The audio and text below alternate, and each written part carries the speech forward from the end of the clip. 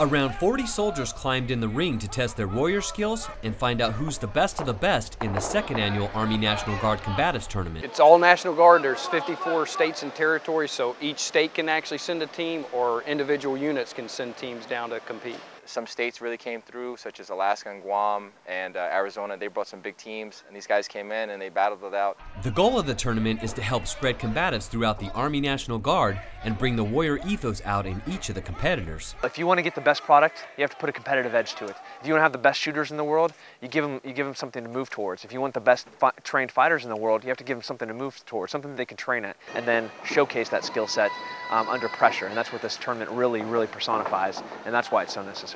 These combative skills provide the soldiers with the tools necessary to close with the enemy and can save their lives downrange. It's a toughening drill. You know, you get out there and first of all, you're going man to man with someone, which is uncomfortable for anyone. So you get them out there, they have to go face to face, and then they learn after a little while that it's not so bad after all. If you get hit or you get your arm twisted and, or anything like that, it's not so bad. And as you do it more, your body and your mind starts to adapt to that, and you're able to be comfortable with it when it happens for real out on the street somewhere in another country.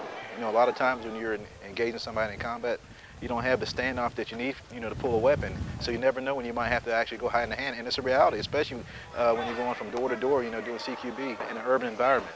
Even though it's a tough competition, at the end of the day, these soldiers are all on the same team, and these tournaments are helping to create the most lethal and effective warriors in the world. More of anything, obviously, it's bragging rights. You have a winner and you have a loser, but the big thing is it's tested their skills, and they're able to go back for the Army's competition or next year's competition and try to better themselves on that. The best soldiers across the board, coming out to these tournaments, these are the guys that really exemplify how special the National Guard is. Ron Andrus, Fort Benning TV.